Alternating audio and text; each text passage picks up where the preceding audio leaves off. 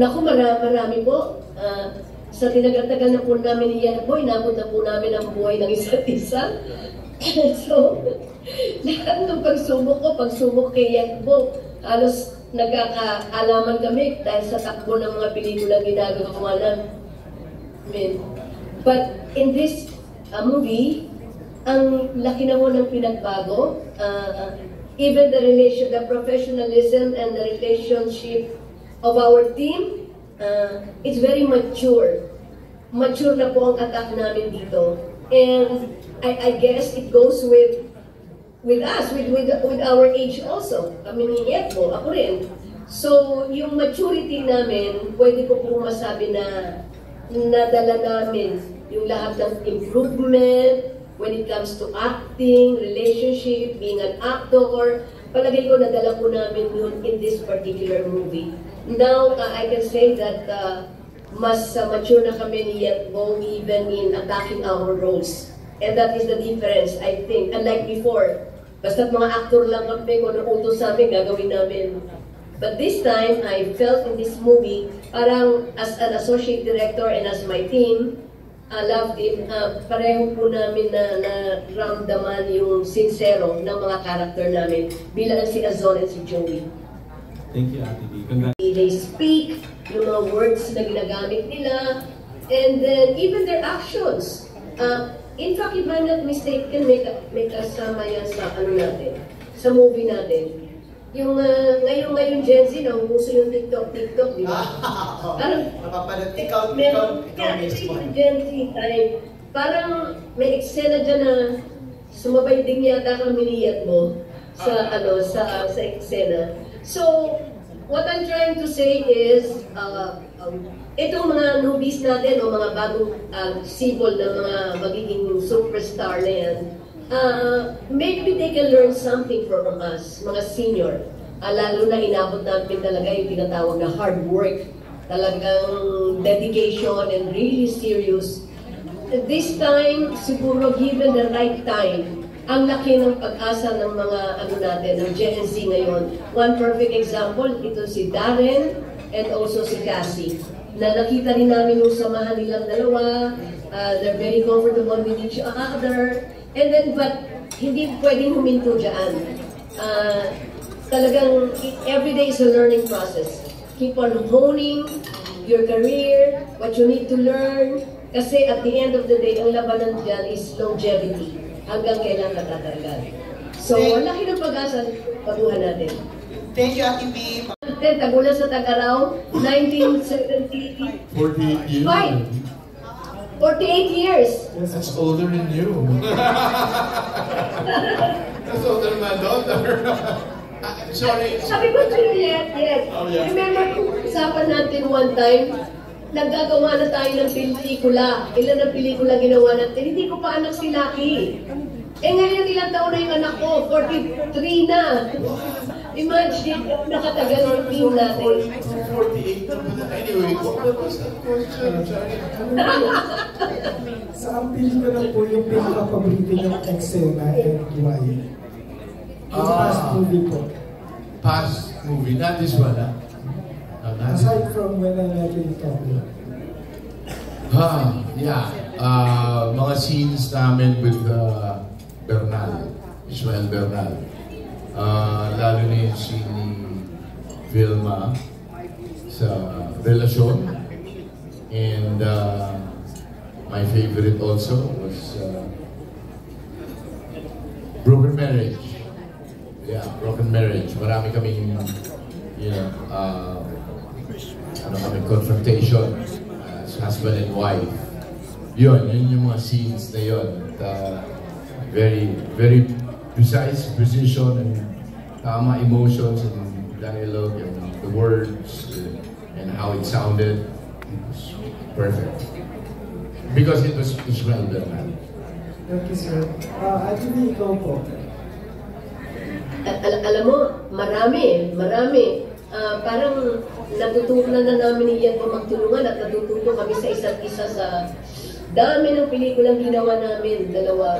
Pero ang naging memorable sa akin, I agree with Yan mo, Of course, relasyon is very memorable, no? Lalo na ang role doon, mistress. Buhay ng isang mistress, di ba? Ngayon, bukod sa relasyon, sa mga eksena namin ni Yatbo doon, tama si Yatbo, a broken marriage. And paborito, alam ni Yatbo to, kinikwento ko sa kanya eh. Kasi talagang hindi ko makakalimutan yung isang eksena doon ni Yatbo. Yet, nung anong tawag doon? Yung harapan ng dialogue mo, nung iniwan mo na monologue mo? Yes, madam. Grabe, ngayon pinag-usapan namin, yun ang pinaka-paborito kong scene ni Christopher De Leon. Yung monologue niya na ang sinasabi niya is like being a husband and a father. Ang galing mo doon, yes. Paborito ko yun sa Broken Marriage. Salamat. Thank you, Bernie. Yeah, ang bago na. Ronald, and I'm really very thankful with all the blessings. Na up to this time, marami pa rin umaasa na sana makagawa rin ako ng pelikula. And I'm also excited na to do movies with them. Pero sincerely, sa totoo lang, talagang I just want to concentrate more, excuse me, in this movie na When I Met You in Tokyo. And then after this, and sana mag-bless kaming lahat, sana po kumita yung pelikula, hindi lang po para sa amin, kung hindi po dun din sa mga producers who took the risk of first time to produce a movie and they trusted us, ako tsaka si Yatbo and the other cast to do this film. So, ang focus ko ngayon is for When I Met You in Tokyo to do good in the box office, blessing kung may mga awards, but gusto ko lamang makita uli yung mabalik natin yung excitement ng mga tao before na pag sinabi pong blockbuster ang pelikula, you could see really the line na talagang pumipila sila and they really watch your film. Yun po ang medyo nawala.